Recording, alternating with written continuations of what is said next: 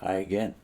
We've already put a plug in for this book, Edmond Gruss, Apostles of Denial. Ex-Jehovah's Witness Edmond Gruss, one of the foremost experts on the Watchtower, who left when he was a teenager and became a well-known apologist as well as theologian in later decades.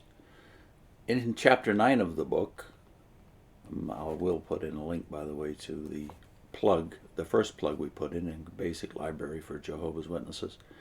In chapter 9 of the book, on page 105, the chapter 9, by the way, is entitled A Refutation of Some of the Major Doctrines of the Jehovah's Witnesses. He starts with the Trinity. Where else? And under the subhead, the Trinity and the Deity of Christ, he deals with the misrepresentation of Christian sources when witnesses are, in their books, in their publications, dialoguing about the Trinity. This is what Gruss says. It is especially in this central doctrine of Christianity, which concerns the nature of God, that the witnesses have completely misrepresented orthodoxy and perverted the teachings of the Bible. The following material is an examination and refutation of the supposedly unanswerable Let God Be True chapter, Is There a Trinity? Pages 100 to 111 of Let God Be True. Now this was the basic book for public consumption back in the 40s and even into the mid-50s. It went through at least 2 editions that I have. Let God Be True was the book they used with people trying to convert them to Jehovah's Witnesses. This book and the chapter have been selected for 4 reasons. 1, to show the fallacious content and argument. 2, the book was one of the most popular ever published by the Jehovah's Witnesses. 3, the chapter is typical of the logic and evidence presented in the entire book. And 4, it is also typical of the witnesses' arguments concerning their rejection of the Trinity.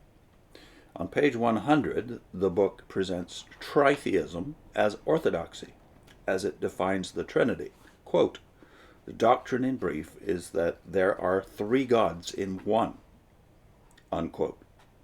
After this erroneous doctrine on the subject, which comes out so distinctly in Genesis. Well, sorry, I just missed a page. Let's go back. After this erroneous definition, the book cites the Catholic Encyclopedia, which gives a brief portion of the Athanasian Creed as part of its definition. This portion of the Creed in itself shows the misrepresentation of the witnesses' 3 gods in one, as it says, quote, there are not 3 gods, end of quote. From the incomplete quotations and faulty definition, the book then concludes that the explanation of such a doctrine is very confusing. Is their quote. From this word confusing, the witnesses feel justified in bringing in a part of 1 Corinthians 14, verse 33, which reads, God is not the author of confusion. Then the conclusion is drawn. It is at once seen that such a doctrine is not of God. End of quote.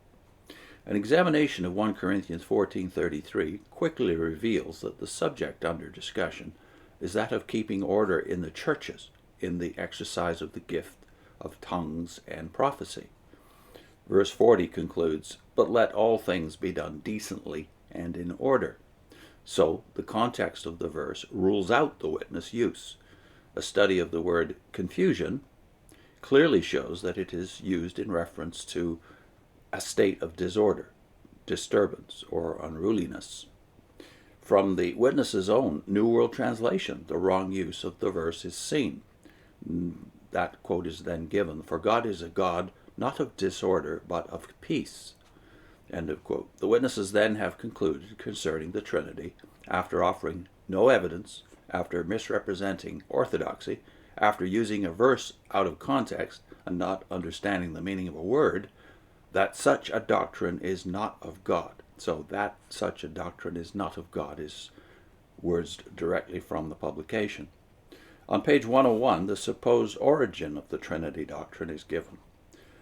Quote, the origin of the Trinity doctrine is traced back to the ancient Babylonians and Egyptians and other ancient mythologists, end of quote. On whose authority? The book Make Sure of All Things gives the witness's answer. After reaffirming the position set forth by Let God Be True, the text instructs the reader to see 2 sources. The first source indicated is McClintock Strong's Cyclopedia under the word Trinity.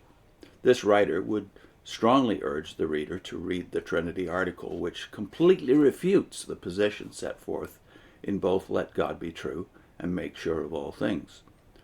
Possibly the compilers of Make Sure of All Things actually wish to refer the reader to the article Trinity, Heathen Notions of, which follows the Trinity article in the Cyclopedia of McClintock Strong.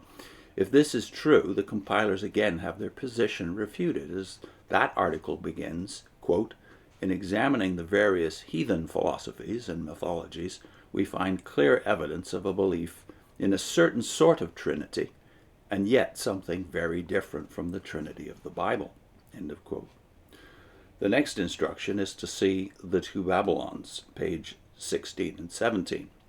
After reading the entire section, it can be clearly seen that the purpose of the author of The Two Babylons is not to show the origin of the doctrine from the ancient pagans, but to show the corruption of the Trinity by the Catholic Church, as Mary is inserted into the Trinity.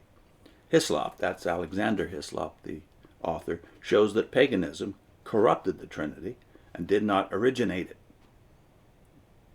On the very page, the reader is instructed to see. The footnote states, here's the direct quote, "Some have said that the plural form of the name of God in the Hebrew of Genesis affords no argument for the doctrine of plurality of persons in the Godhead, because the same word in the plural is applied to heathen divinities. But if the supreme divinity in almost all ancient heathen religions was triune, the futility of this objection must be manifest." End of quote. On the next page, Hislop completely exposes the witness's appeal to his book as he writes concerning the pagans' Trinity, and here's a direct quote again, "All these have existed from ancient times. While overlaid with idolatry, the recognition of a Trinity was universal in all the ancient nations of the world, proving how deep-rooted in the human race was the primeval doctrine on this subject, which comes out so distinctly in Genesis."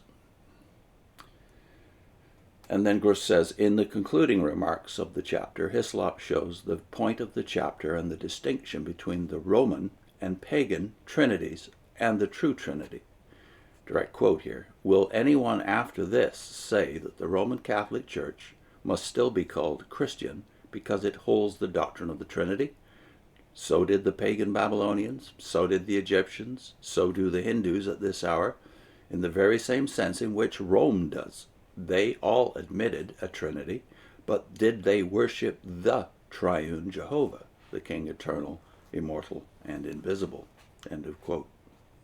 And then Gruss concludes this section, "To miss completely the point of Hislop's argument is either very poor scholarship or deliberate misrepresentation." More to say on this next time, which is more to the point of how the Watchtower is forced to, or chooses to, distort early church history to prove that the Trinity is a pagan doctrine. I'll put in a link to, first of all, to Hislop. We've done a basic library for Jehovah's Witnesses segment on this. Hislop's book, The Two Babylons, is used not just by witnesses, but multiple anti-Trinitarian organizations to prove, as the Watchtower tries to prove, that the Trinity is not biblical. And I also put in a link to the playlist, the Basic Christian Library or Basic Library for Jehovah's Witnesses playlist. See you soon.